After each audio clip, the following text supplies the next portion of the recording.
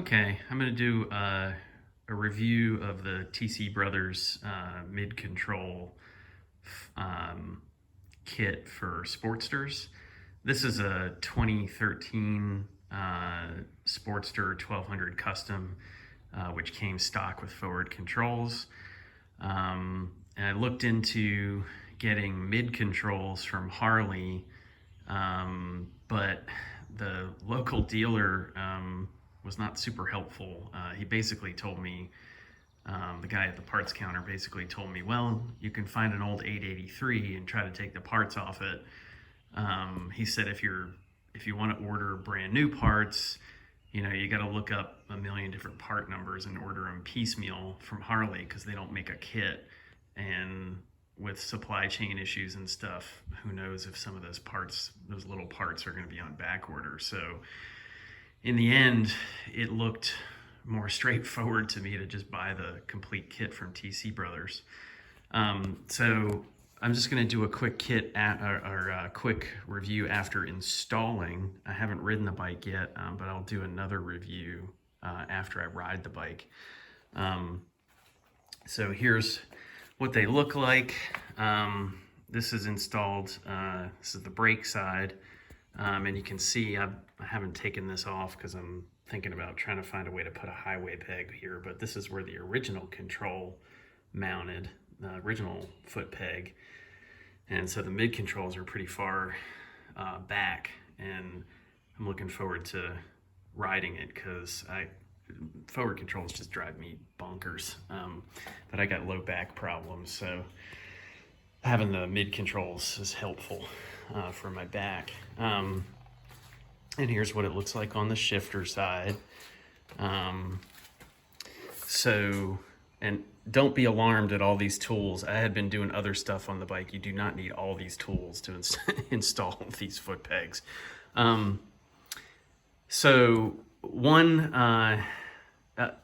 the install was very easy. But there's a couple things to comment on that I kind of wish TC Brothers would change in terms of the engineering. The first thing is that the brake rod, the linkage rod, where it connects to the master cylinder down here, where my finger's pointing, I really wish this had been like an Allen head screw in the end here. What they do is, I don't know if you can see it. Let's see if I can get a shot of it. I might not be able to, but it's always hard to do this with the camera.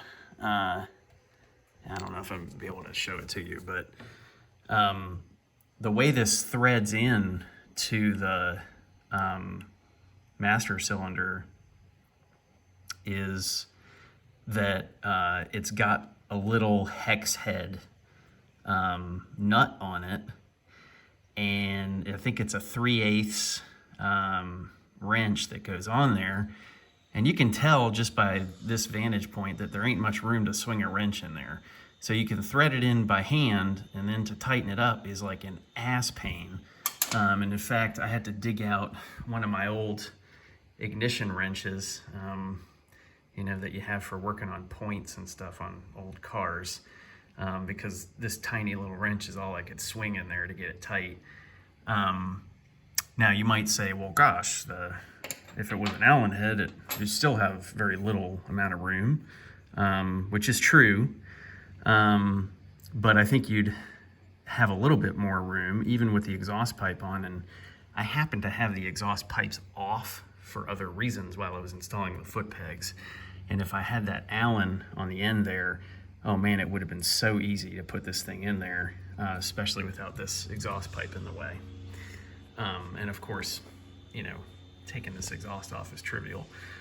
But so that's complaint number one. The other thing that's a little strange, and I think it might just be some slight differences in the machining of the foot peg clevis. On this side, the foot peg folds up nicely, but there's not a ton of of resistance, and if you let it down here to halfway, it'll flop. And I have it tight. There's about a thread sticking out here. And I tightened this to the point where, you know, I didn't feel comfortable tightening it anymore because I didn't want to break anything. And I think with a single thread that's sticking out, that's fine. So I feel like it's secure and it folds up, but it's got some flop to it. Now, if you look on the other side, I've also tightened this side so that there's about a thread sticking out on the end here. Now this guy is tighter, so I can fold this halfway down and it doesn't flop down. So I don't know what that means. I don't know if that means I tightened it too tight, or if there's some differences in the width of the clevis on this side and the other side, just due to variations in the machining process. But I don't think I over tightened anything because, as I said, I have about a thread sticking out on both sides, on the shift side and the brake side, and I wouldn't want, you know, generally putting stuff together, you want to at least have a thread sticking out. So anyway, that's not a big deal, but just something I noticed. Also, with the toe peg on the shifter, I don't understand why this wasn't made with a bolt to go through the back of it, with a, you know, so you could tighten it through the back, and maybe even like an Allen head or something drilled, you know, on this side to hold it. Because the way you put this together is really strange. You thread in a set screw halfway in to the toe peg with thread locker on it, and you let the thread locker dry, and then you put thread locker on the piece of the set screw that's sticking out and screw it by hand into this lever. And then they actually tell you in the instructions to put a glove on and grip this thing and tighten it by hand, which I did. You know, I followed the instructions, but God, that felt weird, installing something with thread locker as tight as you can by hand. I don't understand why you couldn't, you know, put a bolt in the back and, you know, make an Allen head or something on the front where you could hold this still, and tighten the bolt so you could do this with wrenches. It's just weird to me. Of course, I don't know how the stock Harley toe peg goes on. I didn't look at it too closely. Well, here it is. They do exactly what I just mentioned. So they have an Allen head in the end here. Well, and they don't have a bolt on the other side. I guess it just screws in. I don't know. Anyway, it just felt weird putting this thing on with a glove on your hand and cranking on it as hard as you could by hand. Okay. The final thing is that, as you can see, there's bolts in the back here, and there's like this on the other, on the brake side too. So you got to slip this bolt in here before you put this arm on, this mounting arm on, and then you screw the clevis on to the bolt. And they actually tell you in the instructions to use your handy dandy adjustable wrench to hold this clevis in position while you tighten the bolt. And they give you a torque spec for 30 foot-pounds for this bolt and the analogous one on the other side. And I'm sorry guys, but there's no way you can torque this. That's ridiculous, because there's no way to get a wrench in here or on the other side, you know, with a socket on it or anything. I mean, I guess you could try to use a crow's foot or something, but I hate to torque stuff with crow's feet. So I put the thread locker on the bolt like the instructions said, and I went for tight. Because I just don't think there's any way you can possibly torque that to 30 foot-pounds. And here's the clearance on the other side, so you can see it's slightly bigger bolt head, but There's no way you could torque that. Okay, and I said that was the last thing, but I lied. There's one more.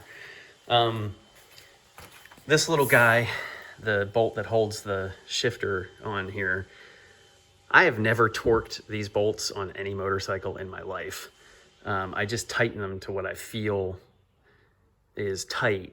The instructions for the kit here say tighten to 18 foot-pounds, which sounds like bonkers to me. That sounds way too tight. I don't know where they come up with that, and of course I'm not basing what I'm saying on any kind of engineering. I'm just saying that I know what 18 foot-pounds feels like when I tighten it with a wrench, and that seems tight. So I did not get this to 18 foot-pounds. I tightened it by hand, and I checked it with my torque wrench, and I think I tightened it to about maybe 12 foot-pounds. Like I said, I haven't ridden the bike yet. I'll check it again after I ride it, but gosh, I mean, that seems like it ought to be enough to me. 18 foot-pounds seems like a lot. Okay. But other than that, the installation went pretty smooth. If you have an older Sportster, then one thing you might want to be aware of is, these Sportsters have holes drilled in the frame and pre-threaded for these foot peg mounts. This thing right here to bolt to. Let me see if I can show you. Where is it? Yeah, you see those hex head bolts right there holding the mount onto the frame. If you have a relatively newer Sportster, there's probably plastic caps that are stuck in those holes just to block them off. So I got to pop them out with a screwdriver. But even with the plastic caps in there, my bike still had a fair amount of rust and dirt in those threads. So what I did before I installed anything was I took this handy dandy little thing I got at Harbor Freight and just ran this in there a few times to clean out the holes. This is just a wire brush, like a tube-shaped wire brush. So I just ran that in there a few times to clear out the holes, and then what you want to do is take your bolts and don't even put the foot peg mounting bracket on. Just take the bolts and thread them into the holes and make sure they can go in there without obstruction. And because there's going to be dirt in there, so you might have to thread them in a little bit, back it out, brush off the screw with a wire brush, thread it in. And so I did that little game of cleaning out the threads using the bolt until I felt confident that I could thread the bolt in all the way until it hit home. And then I put the thread locker and the lock washers on and mounted the whole thing to the bike. But those holes are gonna be dirty. So, and like I said, this is a 2013 Sportster, and it still had the plastic plugs in there and the holes were dirty. So if you're doing this on an older Sportster and the plugs have fallen out, you probably got a mess of rust and dirt in those holes. So make sure you clean them out. Okay, I got a few more things to do this bike before I take it off the lift and take it for a spin. I'm gonna put a sissy bar on it, some mirrors, and take those crash bars off.